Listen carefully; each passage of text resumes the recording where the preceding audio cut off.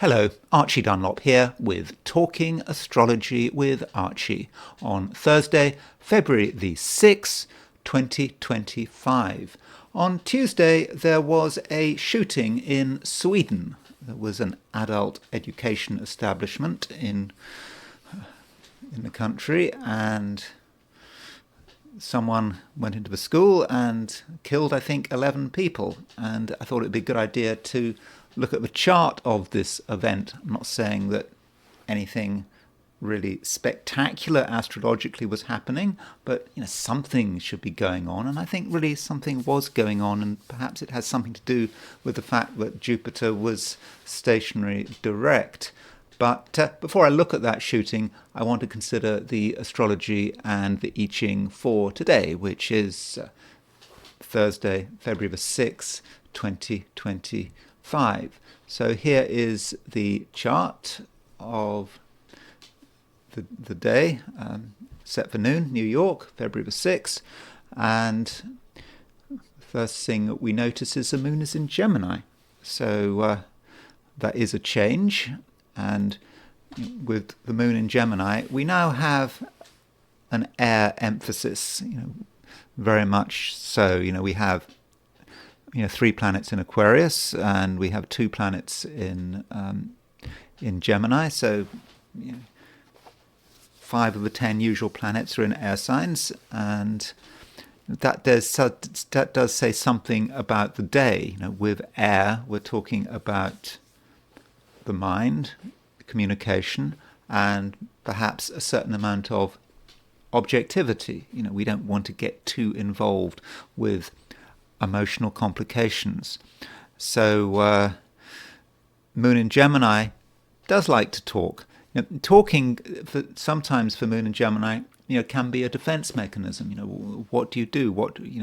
How do you respond to a difficult situation? Well, what you do is you just talk, and that might be how one manages today's challenges. So if you're at a loss, just say the first thing that comes to mind. Just keep talking, and just see what happens, and maybe someone will change the subject, or you'll change the subject, and that might be a good way of getting out of trouble. And the moon in Gemini, it makes a sextile to Venus, and then it makes a trine to Pluto, and then it moves on towards a conjunction of Jupiter. So the lunar aspects are quite fortunate, and with the moon moving away from a sextile to Venus, moving towards a conjunction to Jupiter, you get an idea of the moon being on the Venus-Jupiter midpoint. That is always a good thing, and even if it's not exactly on that midpoint, it does just give us a feel there. Sorry, when I say moon-Jupiter midpoint, that's not entirely correct, is it? It's making a semi-sextile to the moon-Jupiter midpoint, so it's it's kind of bringing them together, because it's making a sextile to the Venus, and it's making a conjunction to the Jupiter, but using hard aspects, it's not really aspecting the moon-Jupiter midpoint. You'd have to say that it was a 12th harmonic aspect to the midpoint, but so I wouldn't quite count that. It's a bit, that would be a bit too obscure, though. The fact that the moon is separating from Venus, applying to Jupiter, that does say something about the day, that there is a feeling that things are getting better. And maybe this is just a reminder that Jupiter is now stationary direct, and it's perhaps slowly starting to move forward, very, very slowly. But, Jupiter is a planet of good fortune, and so, it is in a better position. You could say that, to contrast that, Jupiter is in a good position, with planet of good fortune, or at least in a better position, but then Venus is still under the weather. I mean, well, when I say still, it's just gone into Aries. So Venus in Aries, is potentially a problem, and Venus is the benefic. It's one of the benefics aside from Jupiter. So you do have a situation here where the 2 benefics, Venus and Jupiter, are both in the sign of their detriment. So we do have that. And so there is this question of how favourable really is the environment. And so you might have your questions about that. My feeling is that Jupiter going stationary direct does matter, and I think that does help lift our spirits, even though Venus is moving into Aries. And as far as today is concerned, as I've just said, the Moon is making a sextile to Venus, and even though Venus is not well placed in Aries, that sextile does help us relate, get on with people, and it gives us a certain amount of positivity. So there's a certain sense in which the picture today is mixed, and it's further complicated by the fact that the Sun is semi-sextile Saturn. So Sun is at 18 Aquarius, and it's making a semi-sextile aspect to Saturn at 18 Pisces. So in other words, the Sun and Saturn are exactly 30 degrees apart. And I regard semi-sextiles as being a fairly challenging aspect. You've got Aquarius hitting Pisces. Pisces and Aquarius are two different signs. Sun in Aquarius is trying to assert itself, it's trying to be independent, it's trying to do its own thing, but then it's having to deal with the challenges of Saturn. That might be another person, for example, maybe judging us, or it may be us judging ourselves, and we maybe know that it's not good enough, that we need to do better, and that could be Sun semi-sextile Saturn. Though on the plus side, the Sun is in a sign ruled by Saturn. Aquarius rules Saturn. Sorry. Saturn rules Aquarius. Let's get it in the right order. So Saturn rules Aquarius, and Saturn is making a semi-sextile to Saturn, to the Sun. So there is a kind of a sympathy between Sun semi-sextile Saturn, and the semi-sextile may be challenging, but it can also be quite constructive. It reminds us of what we have to do, and what we have to do is just sort things out and make sure everything is in order.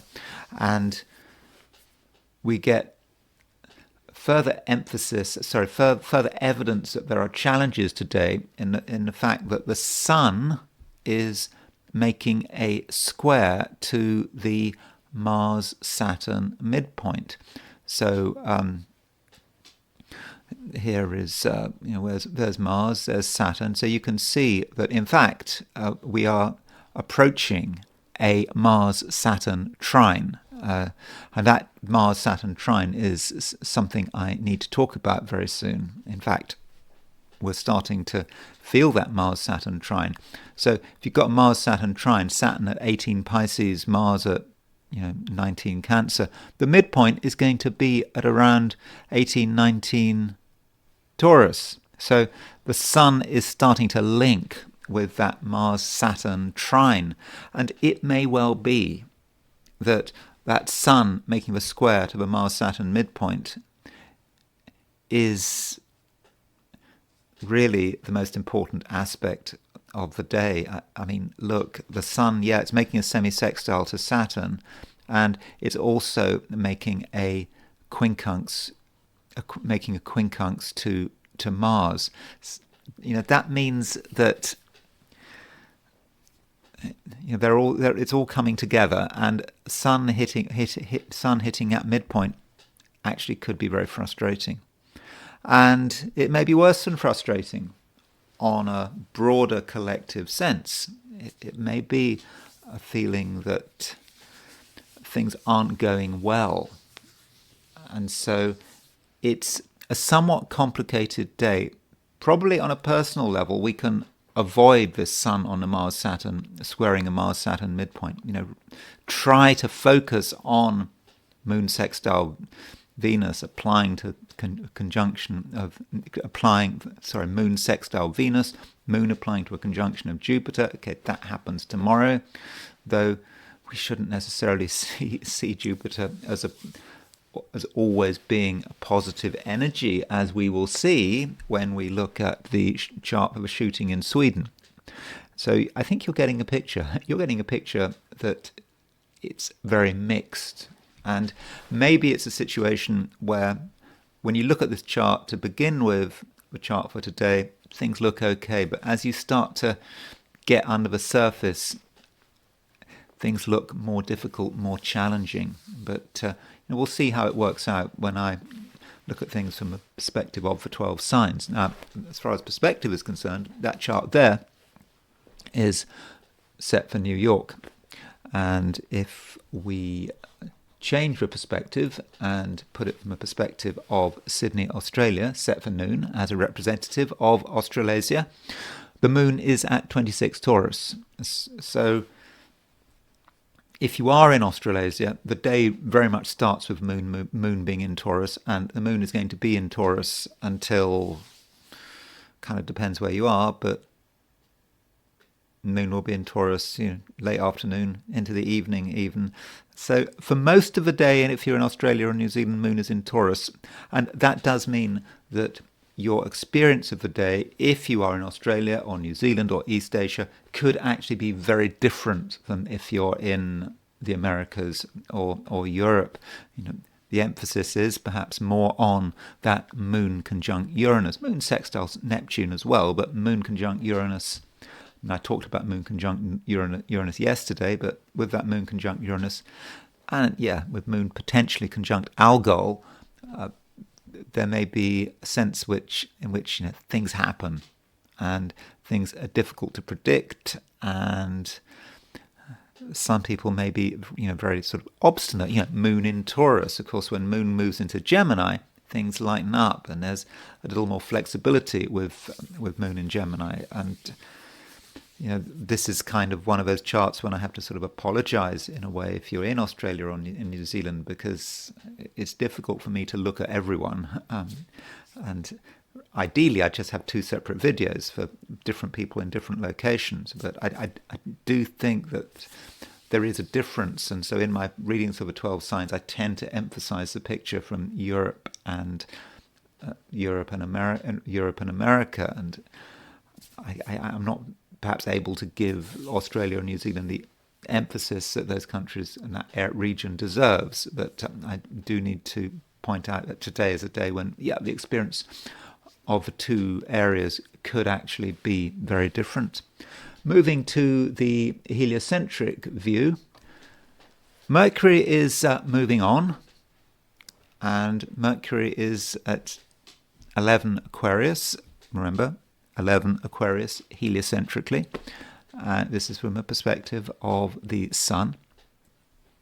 And it seems to have finished making its oppositions. I mean, it's making its conjunction and its opposition. Mercury was making an opposition to Mars, and it was making a conjunction to Pluto, but it appears to have moved on. Yet that doesn't mean to say that Mercury is not doing anything. Look at the Earth and Mars. So the Earth is at 1810 Leo. Mars is at 6 Leo. So, what is the Earth-Mars midpoint? Well, they're exactly 12 degrees apart. So the Earth-Mars midpoint is at 12 degrees Leo. Mercury is at 1114 Aquarius. So over the course of the day, Mercury is opposition the Earth-Mars midpoint, and that's potentially quite an important aspect. Mercury is about communication, it's about propaganda, it's about having strong opinions, and the Earth-Mars principle is somewhat angry and feeling we have to defend our rights and defend what we believe in. And with Mercury opposition the Earth-Mars midpoint, it may be that some people feel they do have to express that anger, stand up for themselves, or stand up for their country, or stand up for their national interests. Remembering this is a heliocentric chart, more about the collective than individuals. So that's one thing going on today. Additionally, we have Venus moving to a trine of Saturn. So Venus at 2021 Cancer, moving to Saturn, a trine of Saturn at 21 Pisces. So Venus trine Saturn is quite a disciplined aspect, and it might be a feeling that relationships have to just be put on a stable footing, if at all possible, and maybe keeping some of our feelings to ourselves. And in a way that's kind of reflected in the geocentric chart, because there isn't so much water in the chart. I mean, there's a little bit, but Venus is now out of Pisces, and there's a sort of air emphasis in the geocentric chart, and with an air emphasis, that is about thinking, analyzing, trying to be logical. So that's a few thoughts on the heliocentric chart. I think the main aspect would be Mercury opposition the Earth-Mars midpoint. And turning to the 12 signs, these are my forecasts for the 12 signs for today, which is Thursday, February the 6th, 2025. Aries. The moon is moving into Gemini, and this movement, it may be late in the day if you're in Australia and New Zealand, so you might not feel this immediately if you're in Australasia, but in Europe and the Americas, it is a moon in Gemini day. I mean, London time, the moon moves into Gemini at 6:44 in the morning.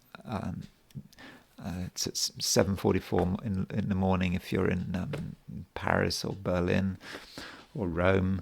And so with this sort of Gemini movement, it does say a lot about how you express yourself, how you communicate, and the moon is making a sextile to Venus.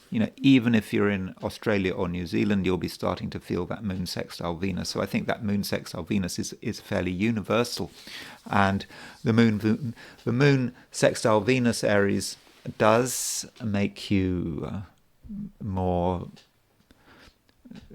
talkative than usual, and you can be friendly, but not in a super emotional way.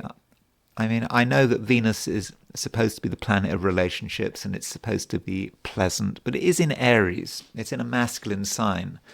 It is very positive, and this means that you can be reasonably polite and certainly outward going, and if there's anything you want to say, now is possibly the time to say it. You'll be able to certainly get your message across. Yet there might be something slightly abrasive about you.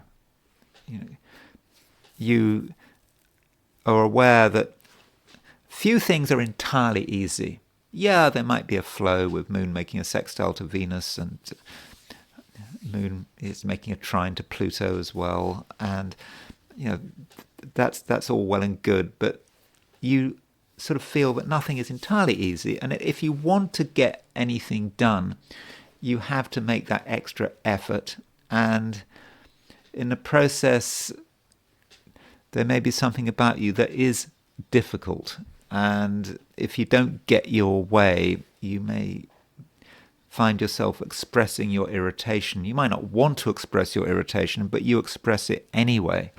And it just may be, Aries, that you feel that certain things are difficult, and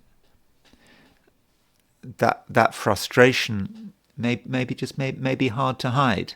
And in this situation, Aries, do try to be patient, and be patient with other people. Other people might be slow, they might not be doing things your way, but still, do be tolerant. I mean, it really is worth the effort, and that's especially the case if you're dealing with people who are important to you. And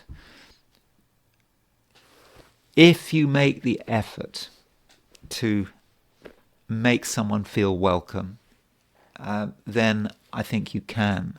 And it may be hard work, but if you make the effort, you know what to do, you know what to say, and you don't have to notice everything. You don't have to always assume a conflict. So, Aries, it's a day that is not entirely smooth, though I think there is a certain element of choice here.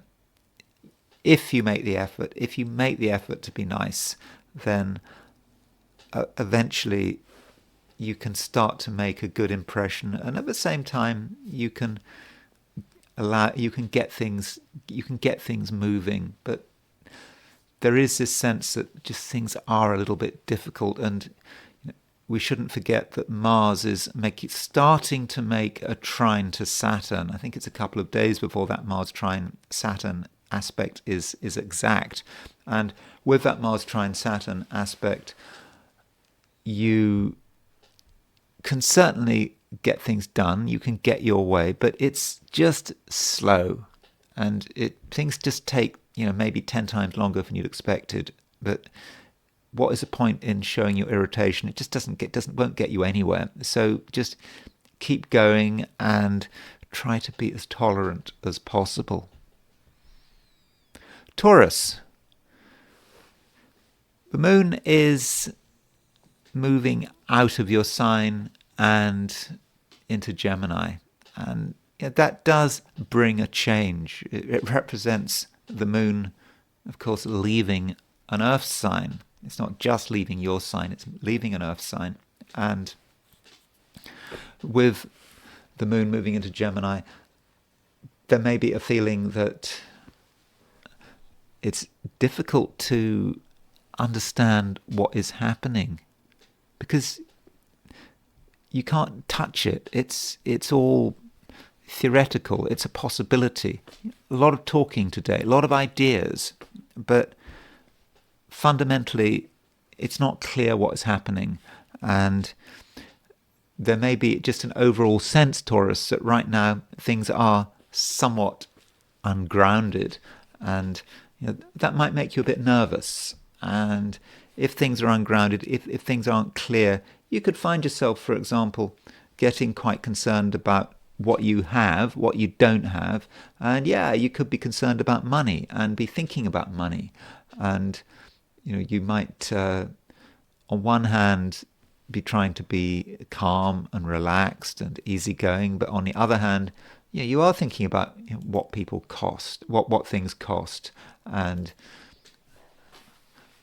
expenses, and whether you can afford it.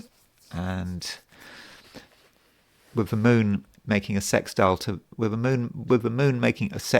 Venus, that aspect, it could be good, it could be bad. I mean, in a good sense, that moon sextile Venus, Venus is a planet relating to money. It's a planet that might help you negotiate if there's something you want and you need to talk to people about what you want, and you're trying to, get yourself a good deal, trying to be pleasant, and you perhaps can be very slightly devious as a way of moving things forward financially, so that's good. Alternatively, Venus in Aries probably doesn't have a great deal of taste, and if Moon is in Gemini making a sextile to Venus, it may be that you feel you want to spend money on something that looks good.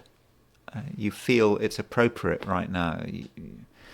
Maybe you're looking at a picture of it. It's just the thing you want. Aesthetically, it seems pleasing. But you might be fooling yourself.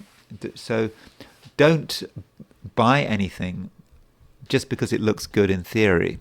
And what looks good today in a few weeks' time might not look good at all, and it just might be expensive garbage, something that is actually fundamentally ugly, even if it looks nice on the surface. So don't be tempted to spend money on stuff that is really unnecessary, and in the end, when you actually get it, you probably won't want it.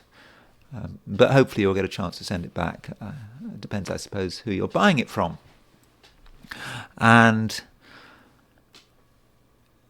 it's possibly a day, if you really want to make sense of it, is to try to concentrate on the rules.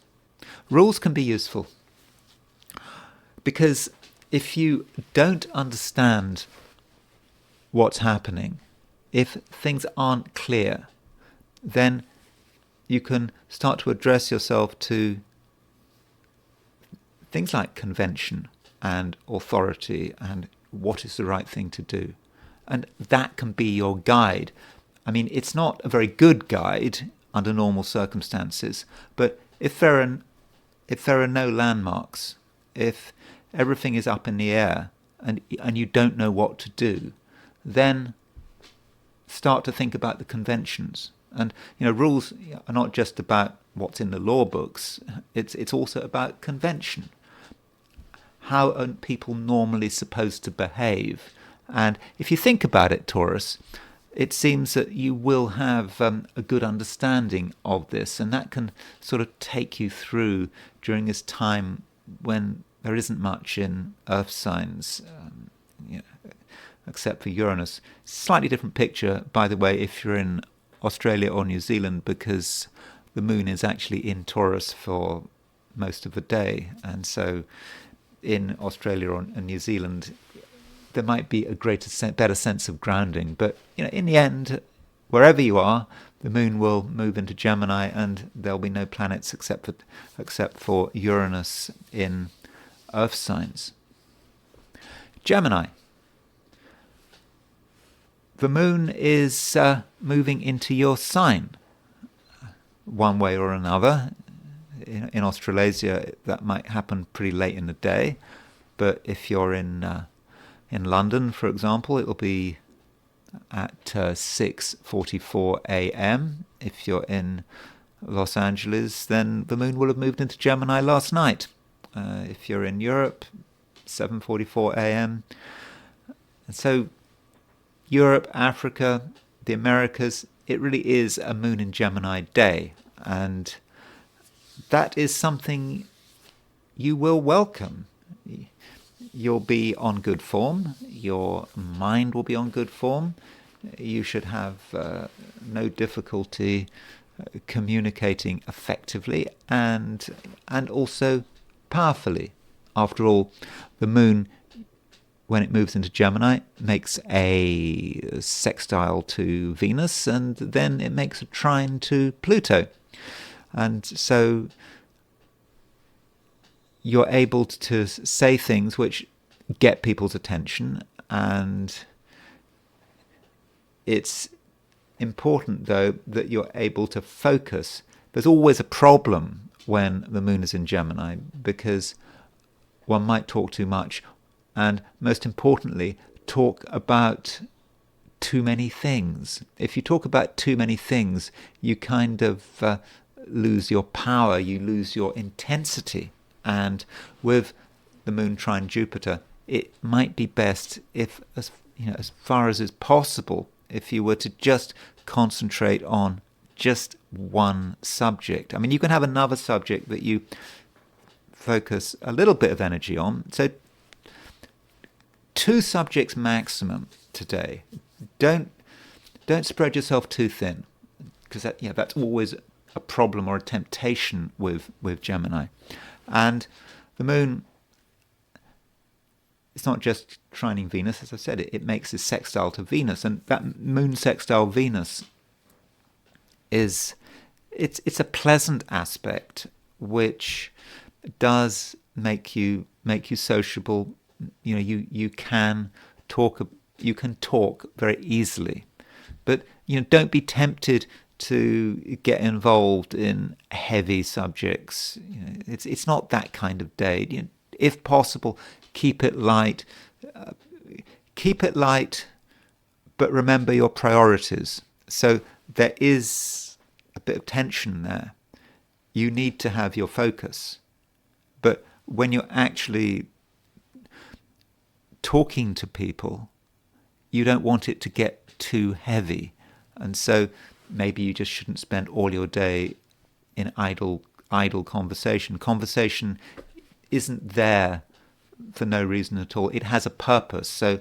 So you might be talking nonsense at one level, but at another level, you're seeing conversation as a useful activity, as a way of moving things on, as a way of getting people's trust, and that might be how moon sextile Venus is working. And the moon sextile Venus trine Pluto could be about you gently manipulating the conversation so that things move your way, and so that eventually the conversation moves into an area that you feel comfortable with.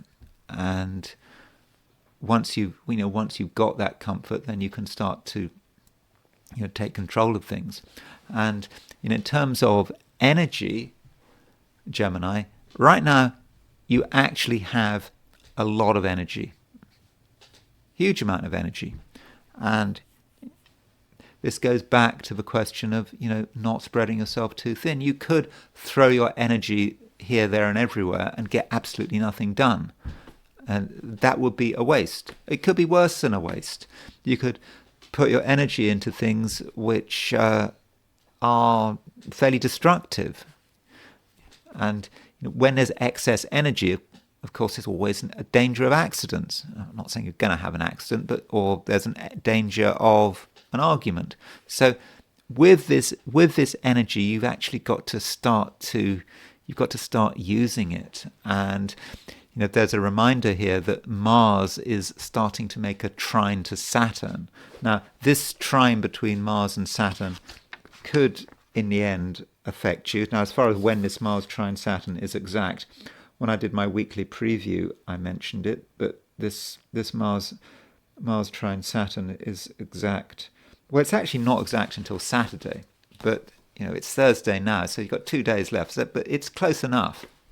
And Mars trine Saturn, if you want to start using this aspect constructively, then think about what you want and give it everything you've got. And so under that easygoing Gemini exterior, there should be hard focus. I don't want to say too much about the Mars-Saturn trine because I will be talking about it more, maybe today, maybe when I do my horoscopes for the weekend. But it does encourage you to decide what you want. I mean, it might be what you want in a very material way, and then ask yourself what you need to do to get it. It might be hard work, but I do think that you've got the ability to see it through to completion. Cancer. I was just talking to Gemini, and I was mentioning the fact that Mars is making a trine to Saturn. Now, this trine, as I was telling Gemini, is going to be exact on Saturday, but it's getting close. And this Mars trine Saturn has a direct impact on Cancerians because Mars is moving through your sign. Mars in Cancer, trine Saturn in Pisces. And this Mars trine Saturn is it is getting close, and I think it's having an impact. And by and large, I think that the impact is going to be favourable. I mean, it's not a fun aspect, it's not about enjoyment, but it is about hard work, and it's about deciding what is important. And with Mars trine Saturn, you have an opportunity to maybe dedicate yourself to something and really give it everything you've got. That's one way of looking at it. Another way of looking at it might be to see it in a philosophical or an ideological sense. What do you actually believe in? Since the beginning of March 2023, Saturn has been in Pisces, and so what does it mean for Saturn to be in Pisces in the Cancerian horoscope? Saturn in Pisces should be about really deciding what you believe in, and it's not always an easy process. A lot of people are having real struggles working out what to believe in, and you're no exception. And with Mars trine Saturn, you might actually find yourself getting passionate about certain things. Certain things do get you going. They might make you angry. They might make you enthusiastic. And with Mars trine Saturn, you can get enthusiastic about certain things, but enthusiasm is on its own, doesn't really take you anywhere, but that. And it may be, Cancer, that you really find yourself really struggling to make sense of something and also to push a viewpoint, and you find yourself arguing for things, and maybe of a political nature. But Mars trine Saturn on a different level could be quite a spiritual aspect, working hard to get yourself together to align with something, through meditation or something else. So that could be how the Mars trine Saturn is working. And at the same time, today, tomorrow, into the weekend, Cancer, you don't have to be doing a huge amount, at least in a public sense. It is a reminder that Jupiter is in Gemini, and with Jupiter in Gemini, in many respects, it is a time, Cancer, when so much of the work can be done on your own. But the Moon is making a sextile to Venus, and Moon sextile Venus is quite a sociable aspect. If you have to talk to people, if you have to be with people, if you have to be friendly, then you know what needs to be done. You know how to do it. And Moon sextile Venus, for example, could be quite useful in terms of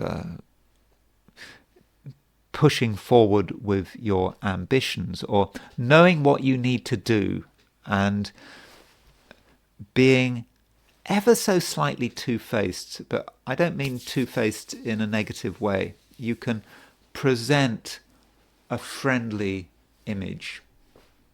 You're there, you're helpful, you might be available, but at the same time, deep down, you're thinking about what needs to be done, and you're thinking about your own priorities. And that might be the Moon in Gemini working. Moon in Gemini making a sextile to Venus. And then the Moon actually moves forward and makes a conjunction to Jupiter. Now, that conjunction to Jupiter is probably going to be more about tomorrow, but certainly late in the day, I think you'll be starting to feel that Moon conjunct Jupiter. And that Moon conjunct Jupiter, I would regard it as being a fortunate aspect, and you can do things on your own, in your own way, which work out very well. Leo, the Moon is in Gemini, and that's certainly a good thing. I mean, it makes things easier. It makes you, to an extent, a nicer person.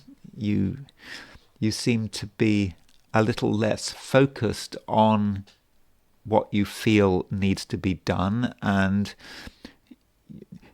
you're perhaps able to relax a little more because, when the moon moves into Gemini, it makes a sextile to Venus, and with moon sextile Venus, you can be a friendly, easygoing person. A lot of people, it's not just Leos that can be friendly. A lot of people, a lot of the 12 signs are able to be friendly with this moon sextile Venus.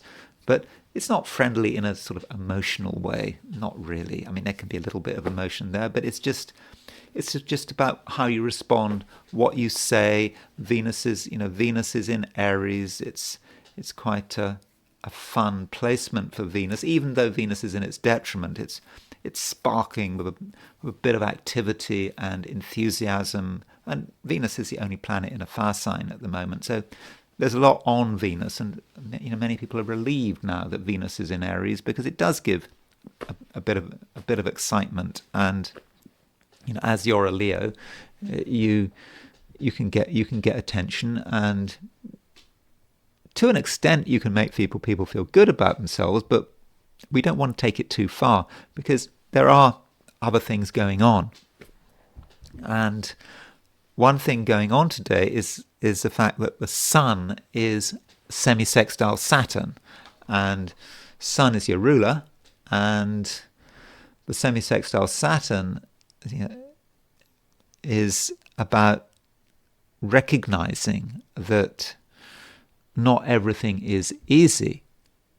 Semi-sextile as an aspect is difficult, and it's challenging, and it just feels like you're up against something. And so, the question is, what are you up against?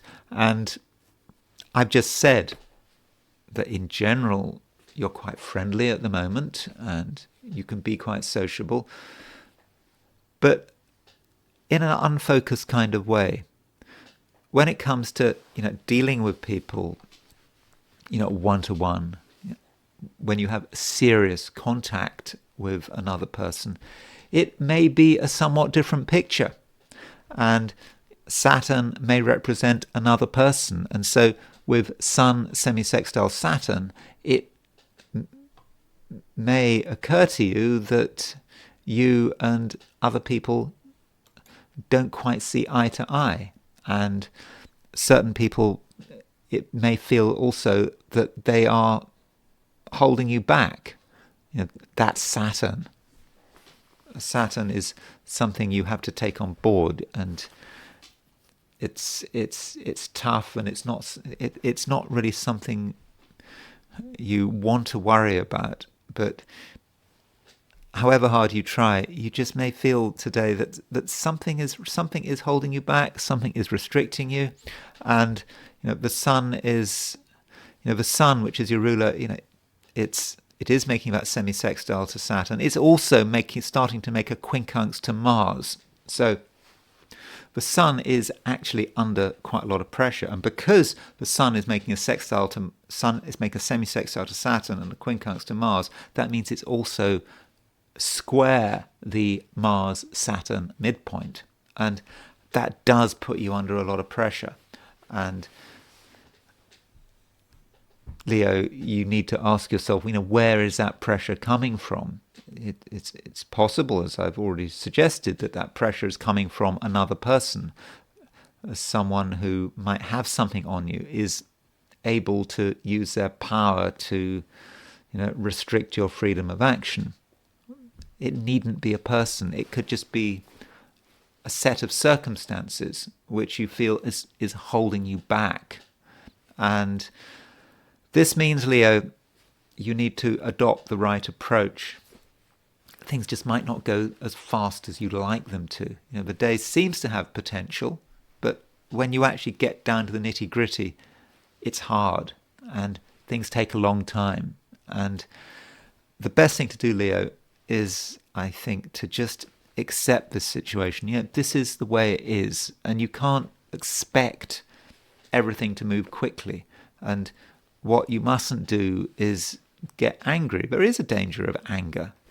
Whether it's expressed or not is another matter, but Sun semi-sextile Saturn, Sun starting to make a quincunx to Mars, yeah, that can make you annoyed, and it may be the kind of annoyance that you can't readily express, but if you were to express it, it might be sort of clumsy and ill-timed. And this means, Leo, you need to, firstly be patient when dealing with other people and not jump to conclusions, but also don't overdo it. Don't feel that everything has to be done at once. And, this sense of frustration could continue for the next couple of days into the weekend. And if you just limit your goals, be satisfied with small gains, then I think in the end you'll be okay. Virgo, it seems at the moment that you actually have a lot of energy flying around, and this energy could be useful. I mean, if there's something that you feel you want to do, that you want to accomplish, then Virgo, I don't think you'll have any problems. You'll be focused, and you'll know what you want, and at the same time you will have the flexibility to deal with passing problems, issues, something happening that you weren't expecting. If that does happen, with the moon in Gemini, you'll know what to do. You'll be able to just change your approach a bit, change your plan. That can be a very Virgo thing. Virgo is a mutable sign, and Virgo is very aware of the outside world and the details in that outside world, and as the details change, you change, and that does allow you to get things done. But it might be the case, Virgo, that you don't always have the information you require, and I'm thinking particularly of the material cues, because the material world might be obscured, and that's going to be especially the case if you're in Europe, Africa, the Americas. If you're in Australia or New Zealand, not such a problem. But if you are in the Americas, Europe, Africa, then it'll be difficult to know where you're working, what the rules are, and you might have to rely on your logic. And Virgo, that's not something that you entirely want to do, because you're well aware that logic, intellect, ideas, they can trip you up. And that means, Virgo, it's just important to have a second plan, to always be wary how one plan can not work and how another plan might have to replace it.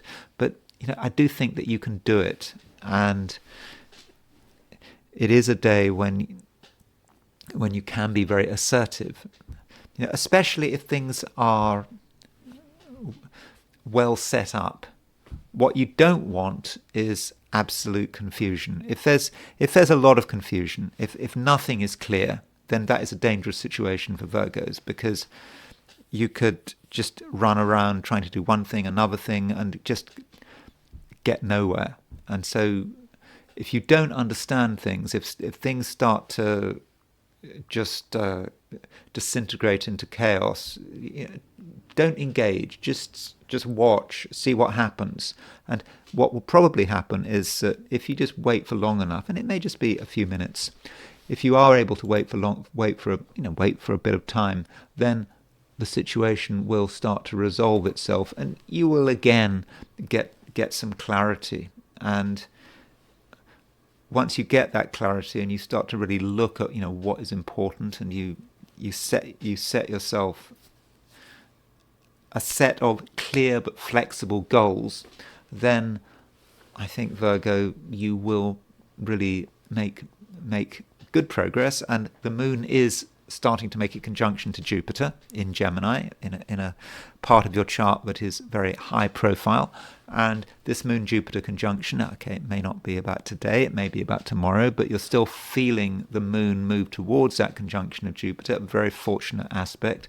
With that Moon conjunct Jupiter, you feel that things are going your way, that actually you're becoming luckier as the day progresses, and it's something very natural, and you just get a sense of where you should be moving, but don't rely too much on the material world. It might be misleading, or just those material cues which you often use, they just might not be there. So that does mean that you have to be a little bit imaginative. But if you really don't understand what's going on, just stop and wait for things to clarify. They will clarify. Then you can keep making progress. Libra. Libra, we have quite a lot of stuff in air signs. Moon is leaving Taurus, moving into Gemini. So Moon is making a sextile to Venus. And Moon sextile Venus is very much in your favor.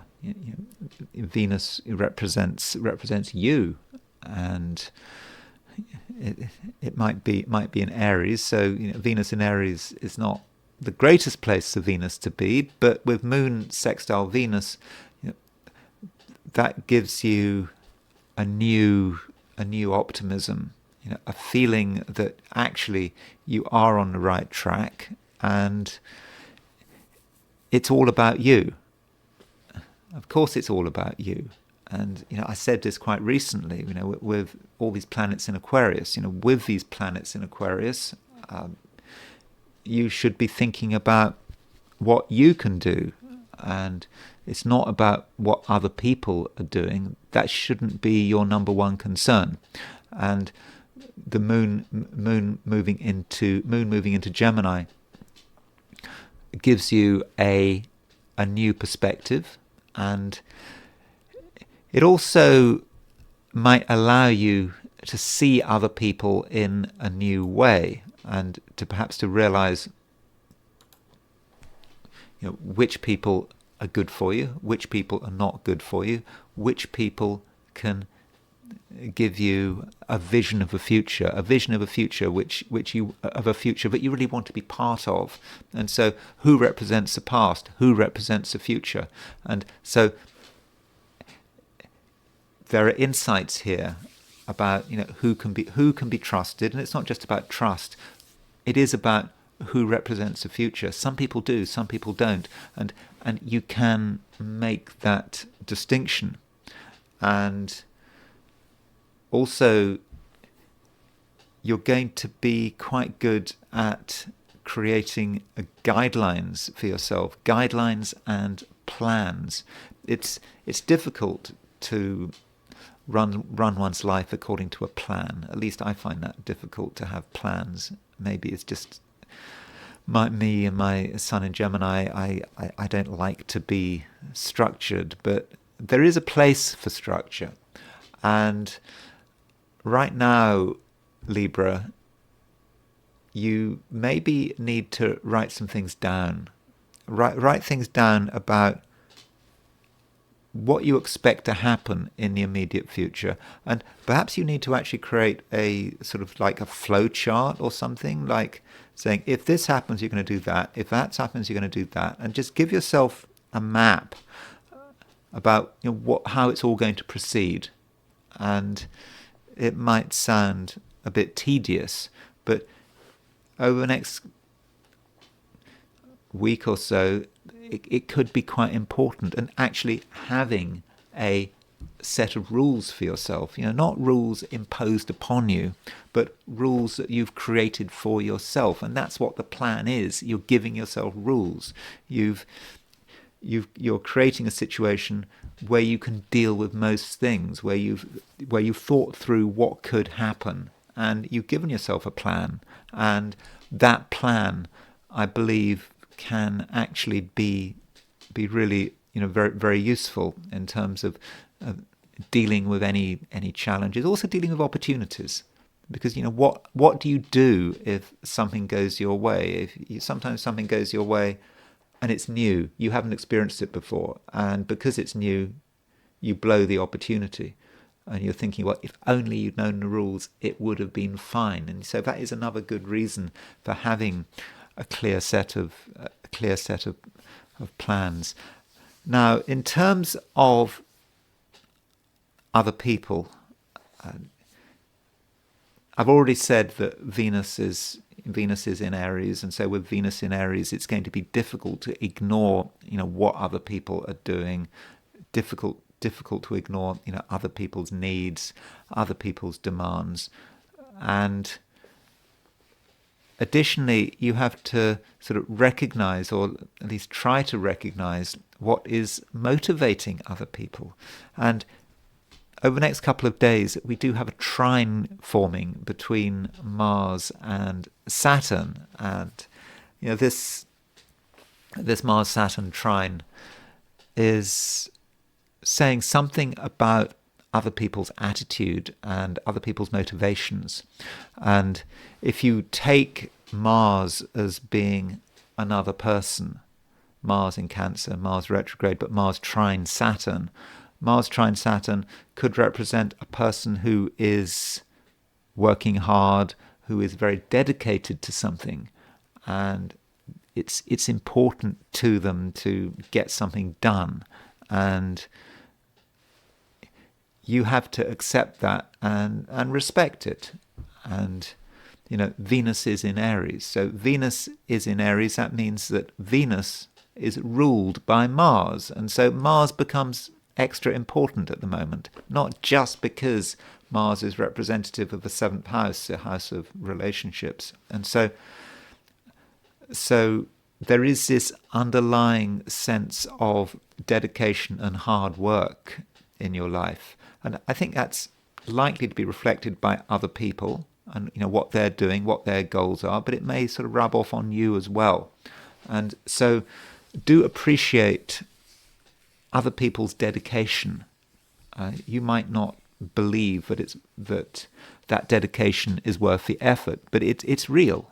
It's real in other people's subjective view. And so respecting other people's priorities is going to be important, but it's also going to be important that you respect your own priorities.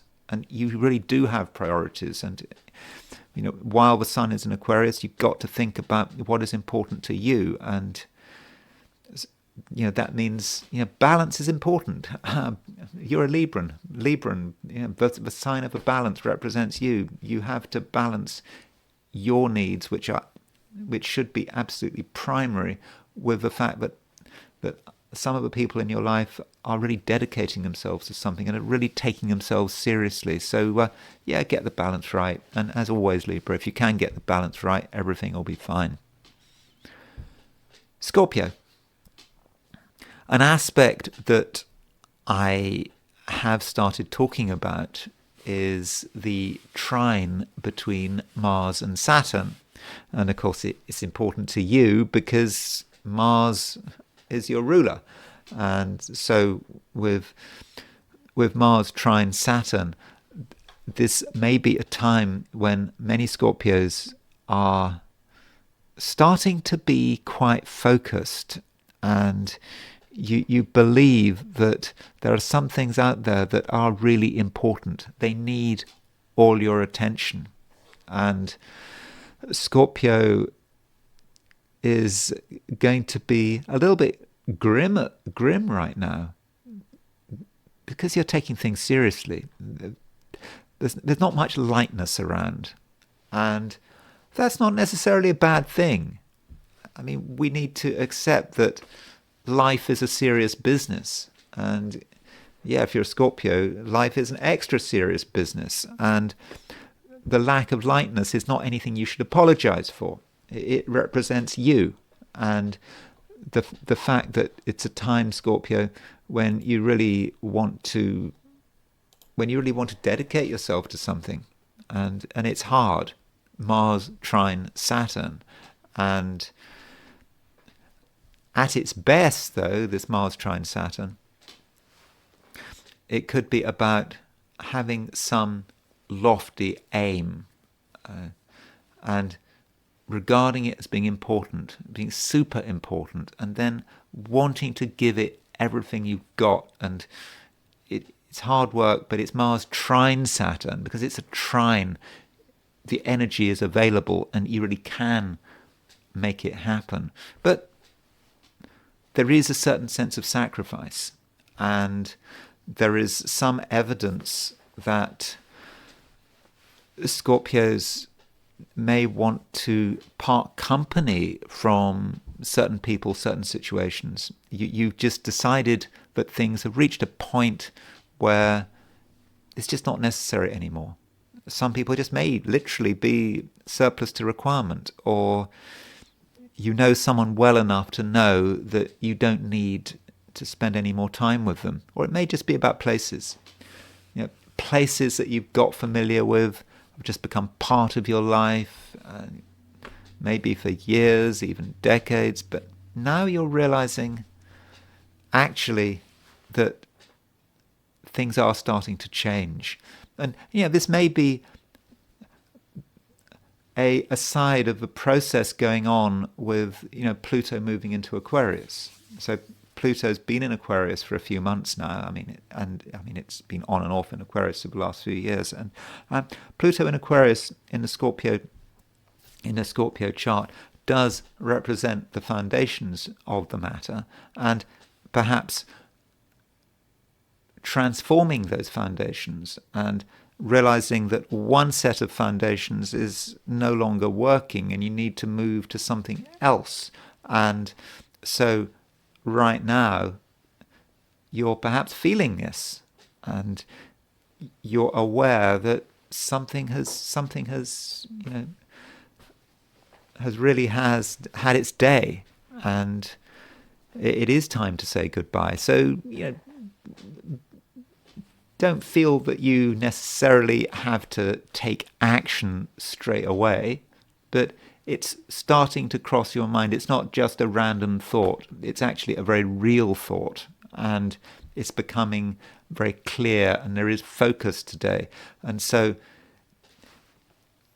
it just might be, Scorpio, that on one hand you have decided what you want to do, and you've decided that you're going to be putting a lot of energy into something, and that's something you can do over the next couple of days with Mars trine Saturn. But also you're aware of some of the things that might be preventing you from achieving your goals, and part of that might be the past, and just realizing that you have to streamline things and decide what matters, what doesn't matter. And that can actually be the polarity of the moon moving into Gemini, because the moon is moving out of Taurus into Gemini. And you can see Gemini as a sign in different ways.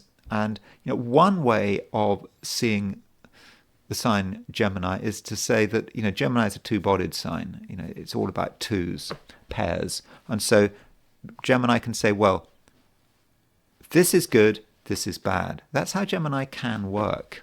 And so you might be running into this. You might be starting to say to yourself, well, this experience, this set of people, they are life-affirming. They make you feel good. On the other hand, this other set, the other, it's not so good. It's holding you back. It's not helping. And so there's a duality to that sign, Gemini, which you as a Scorpio might be experiencing. And the easiest way to deal with that duality is to get rid of one side to make everything into a unity. Am I saying that's the right approach? Well, I think to an extent it is up to you. Sagittarius. The moon is now moving into Gemini, and Gemini is a sign which, of course, has a lot to do with relationships. I mean, all things being equal. And when the moon moves into Gemini, it makes a sextile to Venus and it makes a trine to Pluto. And moon moving into Gemini, for you, I think you're going to be happy about it. I mean, moon in Taurus was just a little bit boring, and you didn't feel entirely comfortable. So if you're in Australia or New Zealand, yeah, you've got the moon in Taurus for most of the day, but the moon does actually move into Gemini at the end of the day. And yeah, if you're in Europe, the Americas, Africa, the moon moves into Gemini fairly early in the day. I mean, around quarter to seven in the morning in London, an hour later in Paris or Berlin, and of course last night if you're in California. And that moon moving into Gemini just makes things just easier. Even not thinking about what it means for the moon to be in Gemini, it's just a relief for the moon to be out of Taurus. And with the moon in Gemini making that sextile to Venus, you feel that you want to be perhaps a little more sociable, and you know what you can get away with, and you're able to be a fairly amusing person. I think your sense of humour is going to be on good form. I mean, Sagittarians always have a fairly good sense of humour, but your sense of humour is going to be particularly good with that moon sextile Venus. I mean, you will notice things, and if you've got any ideas about being a comedian, you can be a little bit of a comedian today. And I think to be a comedian, you have to notice things and be able to respond to them, and that is something you can do, and you can respond to them in a quite slightly quirky way, and this is something that's going to be appreciated. And as far as relationships are concerned, moon sextile Venus is certainly a good aspect for relationships. Moon is in your opposite sign. Venus is a planet of relationships, a planet of love, a planet of romance. It's sextile Venus, so that's good. On the other hand, it's Venus in Aries, so try not to get too emotional. It's a day when, from an emotional viewpoint, things aren't always going to be easy. And if things do get heavily emotional, then things may not be great, and things may get overly complicated. And complications are really the last thing that you want. You don't need complications. You don't want complications. And if things get overly emotional, you might find yourself behaving in ways which might not be particularly fortunate. And things are getting emotional for all sorts of reasons, and it's not just about love and romance. It can be people getting passionate about things they believe in, and once things get passionate and you start getting passionate and you start really focusing on what's important to you, and you show your emotions. But it can happen, but I don't think it's going to work very well. And so it might be a time when there is room for a little bit of triviality. There's nothing wrong with things being trivial, because things are trivial. Nothing is staked, and you don't want anything to be staked. It's about making contact with people, and the content doesn't matter. It's more about the fact that there is contact, that there is something going on. And the moon, having made a sextile to Venus, it moves on, makes a conjunction of Jupiter. Now that conjunction of Jupiter might be more about tomorrow, but overall, moon conjunct Jupiter is a great aspect, and you'll be feeling it to an extent. It may not be exact, but it's perhaps more later in the day. If you're in the Americas, you might feel it more strongly than if you're in Europe, but it's still there. Moon and Jupiter are in the same sign, and with the moon and Jupiter in the same sign, there can be a sense of lightness, and if you have a light touch, then you're improving your chances of getting lucky, whatever luck means to you. That luck is important, and that luck is available. And in many respects, that luck doesn't come just from your own actions. It comes from other people's actions. And so in many cases, Sagittarius, other people can be lucky for you. Capricorn. There is a semi-sextile between the Sun and Saturn. And this Sun semi-sextile aspect is likely to have an effect on you. I mean, after all, Saturn is your ruler. And the Sun semi-sextile Saturn could be a little bit challenging. You want to do things in a particular way, but something happens, or you are aware of it, and you have to rethink, or you have to reintegrate. In other words, you have to look at a new reality and realize that a change is maybe required. Now, that Sun semi-sextile Saturn, the Sun is in Aquarius, Saturn is in Pisces, so these two bodies, exactly one sign apart. It might be that it's simply a financial reality, something you hadn't entirely thought about, or it could be that you had some plans and you'd made some assumptions about how much things were going to cost, and you realize now that things actually cost more than expected, and you might have to make some adjustments. Or you thought you had your facts right. You were really sure you'd got your facts right, and then you have to take into account a new set of facts, and these facts could be relating to money or the price of things, or just for some extra expense. But it's not a disaster. It's just something that has to be integrated. This is the nature of the semi-sextile. Semi-sextiles are about integrating a new reality, and you integrate the reality, and then things are fine. Things move smoothly. Especially today with the Moon in Gemini. Moon in Gemini starting to make a trine to Jupiter. Sorry, conjunction to Jupiter.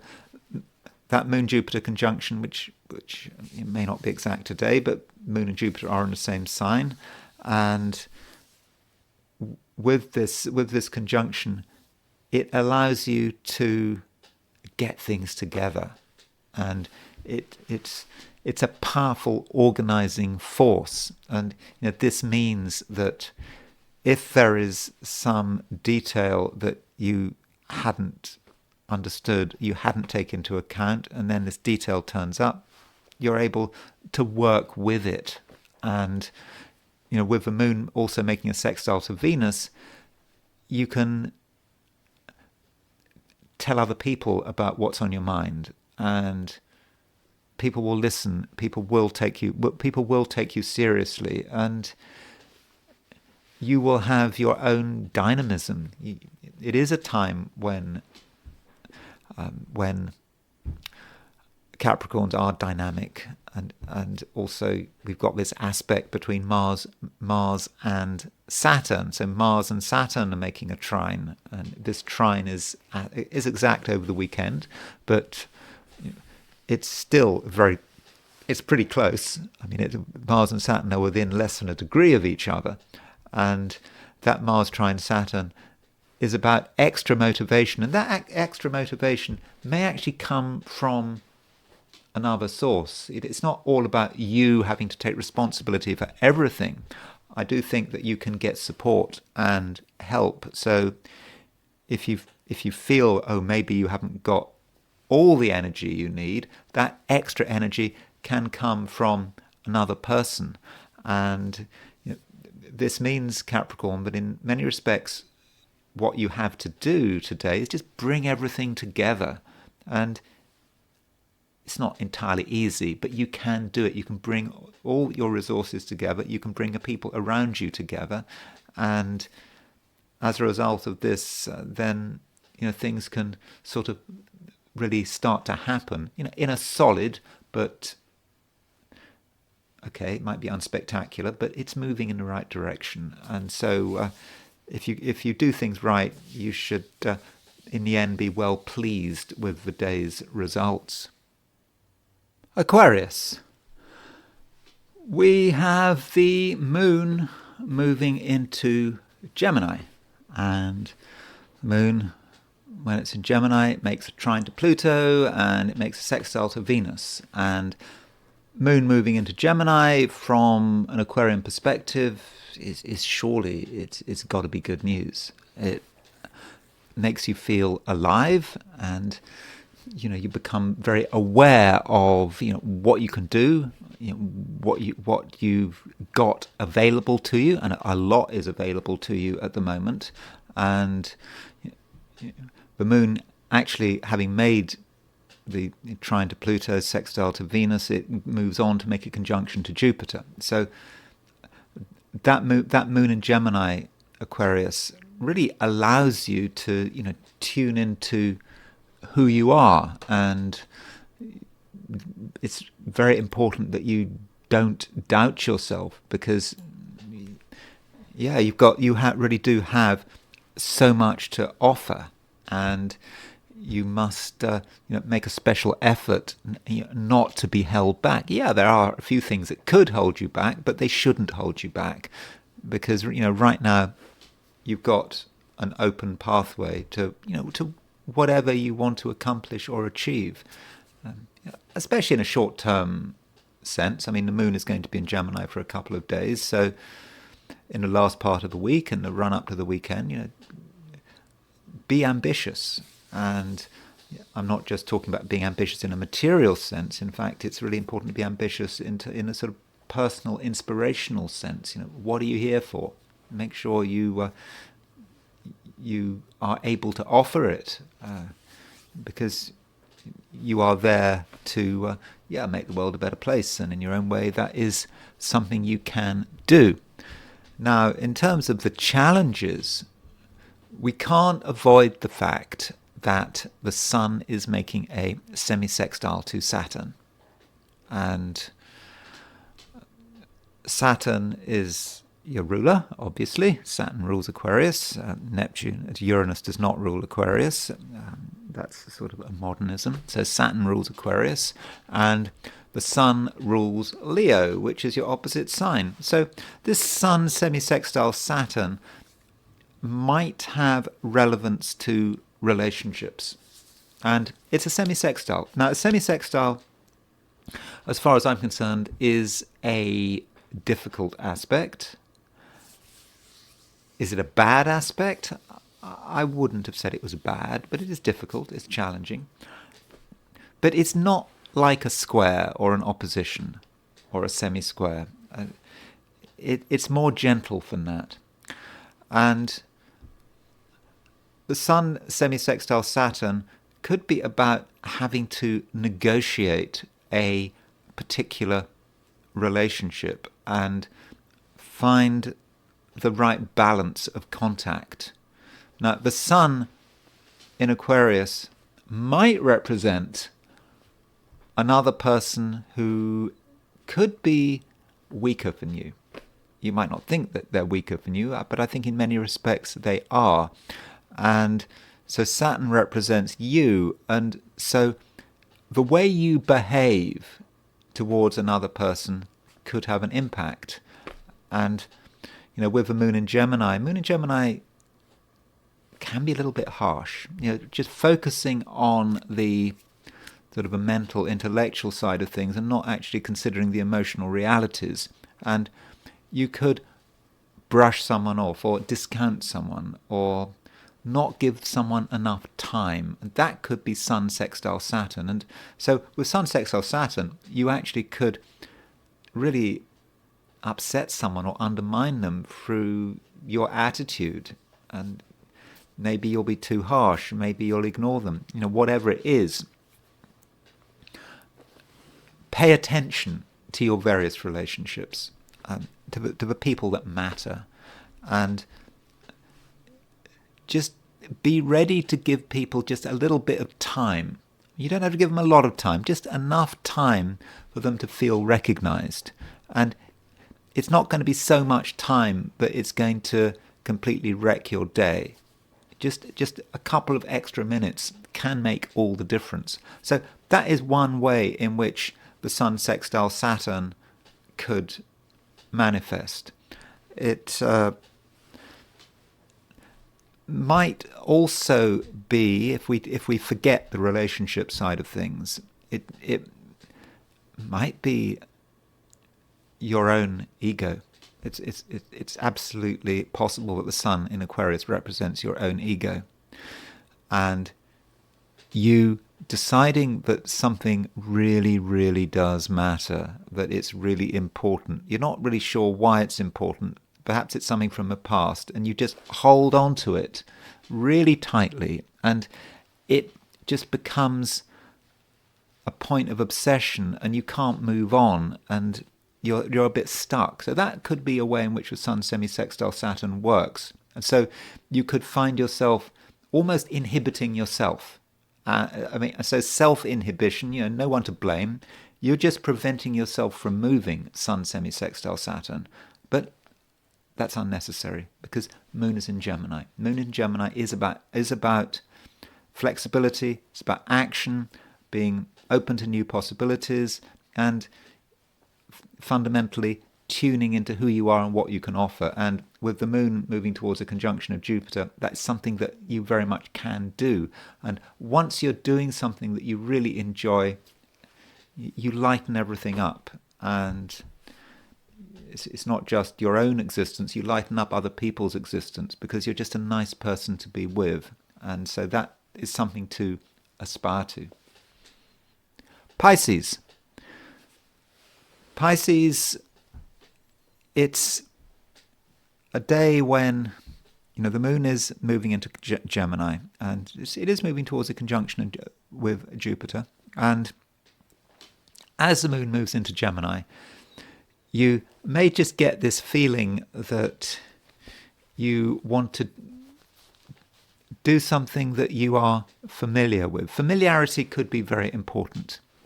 And that might sound a little bit strange, because one tends to regard Gemini as being a sign that is about variety. I mean, the twins, you don't want to focus on one twin, you want to focus on both twins, and you want to just focus on all that is possible. And in the Pisces chart, it's maybe a little bit different. Variety could be important to you, but really on your terms, and you don't really want to go out of your way or too far out of your way. And if things are familiar, if your surroundings are familiar, that means you can focus a lot of your processing power on what's important. So in other words, if you're in a strange place, then you have to put in a lot of effort into dealing with a strange place. And you might have to put so much effort into it that you actually get nothing done. On the other hand, if you're somewhere where you feel comfortable, where there's no processing required, then you can start to concentrate on what matters. And that means that you're going to be happier as well as being more productive. So that should probably be your general approach with the Moon moving into Gemini, and especially with the Moon starting to make a conjunction with Jupiter. Moon conjunct Jupiter is a great aspect, provided it's used properly. And today and tomorrow, it seems to me that there's a lot you can do at home, in your home. You can make yourself comfortable in your home. You can have good contacts with your family, for example, and you just shouldn't feel that there's anything that you absolutely have to do. And don't be distracted. Okay, you could get distracted. The Sun is making a semi-sextile to Saturn, and Saturn's in Pisces. I do regard Saturn in a way as being a representative of you.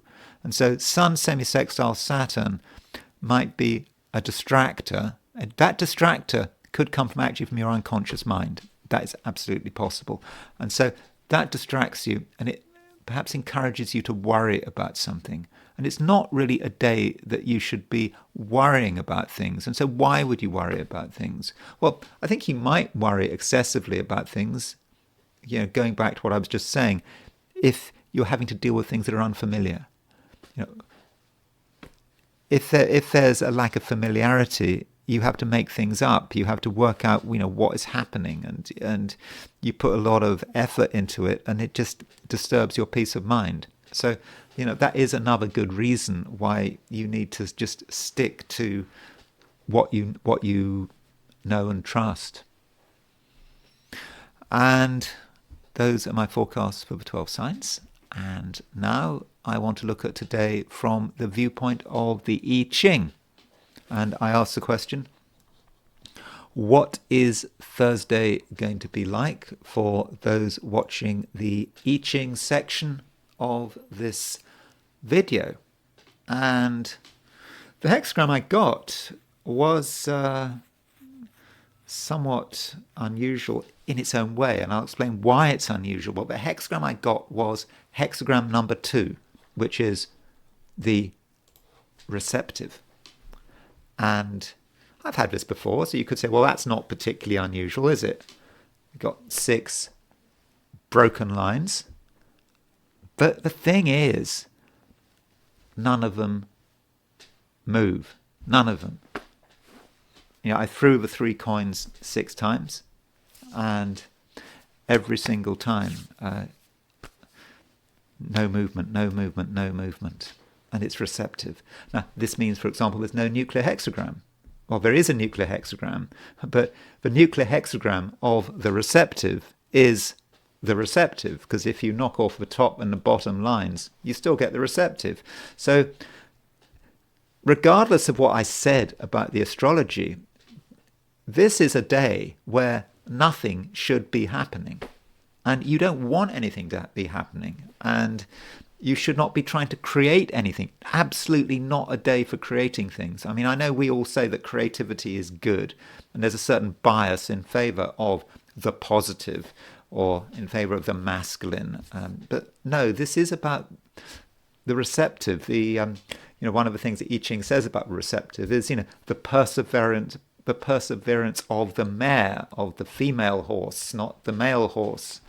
And I think in sort of Chinese symbolism, the mare as opposed to the stallion would be seen as the receptive side of the pair, and not about sort of taking the initiative. So if we do take initiatives today, it's probably just going to be a waste of time.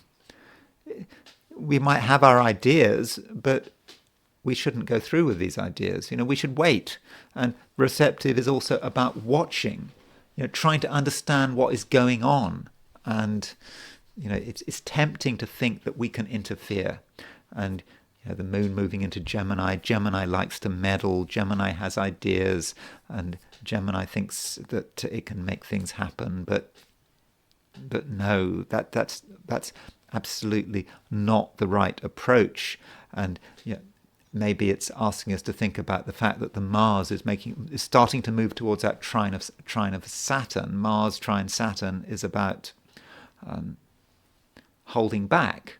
I mean, it is very focused, it's very disciplined, but it's about holding back. Also, we've got the Sun square the Mars-Saturn midpoint. That can be so frustrating, the Sun square the Mars-Saturn midpoint. But why is the Sun semi-square Mars-Saturn midpoint so frustrating? Because we try to do something and it doesn't work. So how do we avoid that frustration? Well, we don't do anything. That is the right approach. And so just watch. Be receptive to what is going on around you.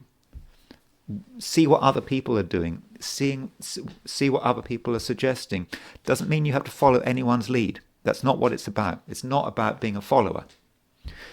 In fact, you could say that following is an act of creativity. It's just about understanding, and in terms of conversations, try to do a lot of listening. Don't talk too much. Difficult because the moon is in Gemini, and I've just said that moon in Gemini is about talking a lot, but let other people do the talking. Let other people do the acting. And then once they've done what they're going to do, once they've said what's on their mind, you'll have a clearer picture. And then at a later stage, maybe tomorrow, you'll be in a position where you can actually take action. And that's a day. It's really very simple. And I want to finish by looking at this shooting in Sweden. By Swedish standards, it was there are a lot of casualties. I think I read somewhere that it was the most casualties in Swedish history. Was it sort of in a shooting, which is at 11? That seems a lot. And this shooting was reported at 12:33 p.m. on February the 4th. And I don't know whether the shooting exactly started at 12:33. I would have assumed it started a little bit earlier. I mean, maybe 12:30. So here's a chart I have for the shooting, which is February the 4th, 2025 at 12:30 p.m. I mean, the first report was at 12:33. I don't know when the first shot was fired, and it was in Örebro, Sweden. And there is a suspect who is by the name of Rickard Anderson. I mean, he's 35 years old. That means maybe his date will be out by now, but I haven't got his date of birth. All I can say about him is his Uranus is in early Capricorn. I mean, that's all we can say for sure. And so there is a suspect. I think the suspect is dead, and he was a loner. He was known to be walking around in a hoodie. His photograph is on the internet. It would seem to be nothing to do with terrorism or anything like that. I mean, that's what the Swedish authorities are saying. So we don't really know about the background. And so this is the chart. One thing you might notice about the chart is that the Placidus house system is beginning to break down a little here. And this is the problem about doing this kind of chart when you're at northern latitudes. This is 59 degrees 17 north, which is quite far north. And because of this, look at the ascendant. The ascendant and the IC really close together, and look at this huge distance between the ascendant and the midheaven. Now, critics of the Placidus house system would say, well, that's a good reason not to use the Placidus house system, but you should instead perhaps use the whole sign house system. So if I do have questions about whether you should use the Placidus house system or the whole sign house system. But as you go further north, or indeed further south, if you're moving towards Antarctica, but there aren't really population centres around the South Pole, but there's more land in the northern hemisphere. But with the whole sign house system, well, everything's based on the ascendant. Okay, the midheaven gets lost, but at least you have coherent houses, and some of these houses, it is starting to break down a bit here. But I wasn't really here to talk about the houses and the technicality of houses, but I just noticed how uneven the quadrants were. You have 4 quadrants, but these two of the quadrants are massive, and the other 2 are pretty small. So, what is it about this chart which tells us there's a shooting? What stands out? Well, first thing I would always look for is angularity, and I don't see any angular planets. What I do see is I see Venus at 0 degrees Aries, and so Venus in Aries is it's not fortunate, Venus moving into Aries. It's on the Aries point. Venus, someone taking action, but I don't think Venus on the Aries point in itself is going to say a lot about an attack. I mean, that's not really how you see it at first. Now, you could say the descendant is the attacker, and if he's 35 years old, well, he'll have Uranus in Capricorn, so you could say that that seventh house represents his Uranus. I mean, who knows? I don't have his chart. Now, this attack happened at the time that Jupiter went direct. So Jupiter went stationary direct London time at 9:40 a.m. So that, if I've got my time zones right, that means that Jupiter went direct at 10:40 a.m. Sweden time. So looking at the shooting, so less than 2 hours after Jupiter went direct, that is when the shooting happened. So maybe we need to look in greater detail at Jupiter. We know whether Jupiter tells us anything about this event. And Jupiter is, if you look at Jupiter is on the Moon-Mars midpoint. Can you see that? So the Moon is at 5 Taurus, Mars is at 19 Taurus, 19 Cancer. So the midpoint would be about, to work the midpoint is you just add the two up. So you add sort of approximately 5 to that. So that gives you about 20, 25, 26. So the midpoint was about 12 or 13, I think. 12, something like 12 Gemini. So it's not exactly on the midpoint, but it's fairly close to the midpoint. And so that may say something about the quality of Jupiter going stationary direct. Moon-Mars is quite an angry combination. And so you could say that fits with a shooting. Of course, it doesn't tell us why this shooting happened in Örebro in Sweden, why it didn't happen somewhere else.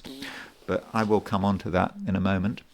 Then there's another thing about Jupiter, which I really should have mentioned in my video where I talked about Jupiter going stationary direct. 2 days ago, where I forgot to mention, I was going to mention it, but I didn't get round to it, that Jupiter and Mars are on each other's antissa. So you reflect, when you're talking about antissa, that's when you're reflecting something in the solstice, on the solstice axis. So the solstice axis is Cancer Capricorn. So if you look at Jupiter, Jupiter is approximately 18 degrees 45 minutes from 0 degrees Cancer, and Mars is 1930 degrees Cancer. So Mars, if you reflect Mars and Jupiter across the solstice point, then they're on each other. And so Mars, Jupiter, there is a very Mars quality to this Jupiter going stationary direct. And if we look at the midpoints, if we look at the 90-degree dial, you'll see what I mean. So if we look at the 90-degree dial, well, firstly, let's have a look at Jupiter. If we put Jupiter on a 90-degree dial, so there is where's the Moon? You see, there's a Moon and there's a Mars. So you can see that Jupiter is on the Moon-Mars midpoint. So it's conjunct the Moon-Mars midpoint. So that tells us something about how Jupiter is working. And Jupiter is also on the Uranus-Aries midpoint. So that is Uranus-Aries dramatic event around the world. People notice it. But again, it's not personal to this town in Sweden. gives us no reason to believe that this event should have happened in Sweden.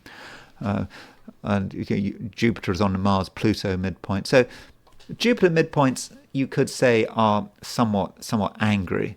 And then if we put the pointer on the Aries, if we put this on the Aries point, then there you have, where's Mars and Jupiter? There's Mars and Jupiter. You see, Mars and Jupiter are reflected across the Aries point quite closely. And so that gives us a general idea about what was going on in the shooting. But I don't, at the moment, see any connections like directly through the ascendant or the midheaven, which would link the astrology with this town in Sweden. Of course, if one tries hard enough, one can always find something, but we must be very careful about that. We don't want to create connections where no connections exist. Then we have the chart of Sweden. Again, I'm not saying there's any wonderful lineups between the shooting chart and the chart of Sweden, but I thought we'd look at it anyway. One chart for Sweden is June the 16th, 1523. I think there is a time, but I've set this for noon. I'm assuming we don't really know what time Sweden was born, but if you're Swedish, maybe you can correct me. And Sweden, it's got a lot of stuff in Pisces. I mean, Sweden is under a lot of pressure at the moment, as I understand. There's a lot of gang violence, and there was an assassination. I think someone had burnt a Quran and someone assassinated him, and of course we've had this event, and there are a fair amount of shooting deaths in Sweden. It's quite an armed country. There are a lot of firearms in Sweden, but and so with Sweden, the question is what's happening to Sweden's chart. So no fire in Sweden's chart. Maybe that's a problem. I don't know. Why is that a problem? I suppose Sweden doesn't kind of normally get involved. Recently it hasn't got involved. And we know, where is a spark in Sweden? I don't know. I've never been to Sweden. And if we compare Sweden with the chart of the shooting, are there any transits happening in terms of Sweden? So Saturn at the time of the shooting was at 1748 Pisces. So Saturn was moving towards an opposition of Sweden's Mars, and this may say something about Sweden. It may well be that this shooting is just symbolic of what's going on in that country, and Saturn will move to that opposition of Mars. So the next week or so, as Saturn, when is that Saturn? 1845. When is it exact? Saturn 1845. That aspect is exact on February the 12th. So over the next week, maybe 10 days, Sweden will experience that. I mean, that might be the heart searching. But I think there are all sorts of reasons why Sweden is doing its heart searching, and of course it's got the usual problems that so many European countries and America have, the usual problems to worry about. And Saturn is opposition at Mars, and so that may say something about it. But also Jupiter went stationary direct at 1117 Gemini, and Sweden's North Node is at 1116 Pisces. So Jupiter went stationary direct within 1 arc minute of Sweden's true nodal axis. And it's quite a violent Jupiter, remember. This Jupiter is on the antithesis of Mars. It's on the Sun-Mars midpoint. And so it may represent for Sweden, a fair amount of heart searching. What's this all about? Where is this country going? And there may be other things happening with Sweden.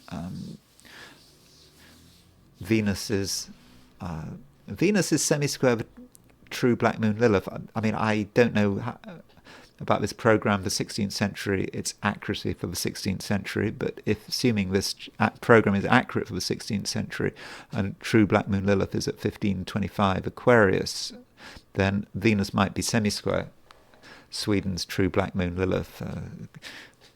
Things coming to the surface, and things that really can't be avoided. And I should say another thing about the Aries point. As I said, one thing I kind of forgot to say about the Aries point is that going back to this chart, I said that Mars and Saturn were on the Aries point, but Venus is also on the Aries point. So you've got Venus it's not just Aries on the Mars-Jupiter midpoint, but you've also got Venus on the Mars-Jupiter midpoint. So you could say that Venus is kind of acting as a trigger. As Venus crosses 0 degrees Aries, it brings everything together, and we do get this act of violence. Then there's the question is, why Sweden? And one could look at the new moon before birth. And so this is a new moon before the shooting. And this new moon is obviously set for Orebro, and I don't find anything especially dramatic about this new moon. Is this new moon really highlighting Orebro as a place where you would expect an act of violence? So you'd be looking at the ascendant and the midheaven, and really, there's not a great deal going on. There's nothing that I can see on the ascendant midheaven midpoint, nothing angular. So new moon doesn't give us much of a clue. But let's go back to another chart, which is the actual moment that Jupiter went stationary direct. So it went stationary direct at, well, this is 9 set for London, 9:40 a.m. But it went stationary direct at 10:40 a.m. in Sweden. So if we take this chart and then we relocate it, so we take the precise time that Jupiter goes to stationary direct and we relocate it to Orebro, and this is the chart. Now something is showing up. We have got Jupiter rising, and we have got Mars on the IC. Again, Mars is not exactly on the IC, Jupiter is not exactly on the ascendant, but they're sort of hugging. They're sort of hugging those points, and we can actually do an astrocartography for this if we want. And so if we look at the map for the astro map, let's set this for Sweden. Basic map. Okay. So I think Orebro is kind of like, I don't really know much about Swedish geography, but there's that Mars on the IC line. Doesn't actually go exactly through Sweden. It mainly goes through Norway. But Jupiter on the ascendant, it goes right through Sweden. And okay, you could say if you wanted to pick an exact location in Scandinavia, which would show maximum potential for violence, you'd probably choose here in Norway, in eastern Norway, so fairly near Lillehammer. Don't we have Winter Olympics in Lillehammer? But anyway, it didn't happen in Lillehammer. It happened somewhere. It happened in Sweden. So maybe that's close enough. And then we look at if we look at the midpoints here, this does mean that the ascendant midheaven midpoint is going to, the midpoint here is where the Mars-Jupiter midpoint is. So let's let's just look at the 90-degree dial to just show you what I mean. And so the ascendant. There's the ascendant. There's the. So if we put the 90 degree, if we put 0 degrees Aries on the midpoint, and we see Venus is on the 0 degrees Aries midpoint. There's our Jupiter, Mars, Jupiter, but also the ascendant midheaven. So it's the ascendant midheaven is midpoint is very close to the Mars Jupiter midpoint, and those two midpoints are on the Aries point, and Venus is on the Aries point, and the Sun is on the Aries point as well. So the Sun, remember, is at. The Sun is, where's the Sun? The Sun is here. So the Sun is just past 15 degrees Aquarius. So in other words, the Sun is just past being 45 degrees from the Aries point. So when we look at the exact point when Jupiter went stationary direct, and we link it up with the chart for this town in Sweden, then we do start to see some connections. And would we have been able to predict something bad happening? Possibly. If one tried really hard, one might have thought that something might happen in Scandinavia. But again, we are looking at it from a perspective of 2020 hindsight. But still, I thought I had to say something about the shooting. So thank you very much for watching. If you enjoyed this video, I'd be very grateful if you were to like it. If you're not subscribed, of course, I'd be super grateful if you were to subscribe. If you want to buy me a coffee, there is a link in the description. And I will talk to you again tomorrow.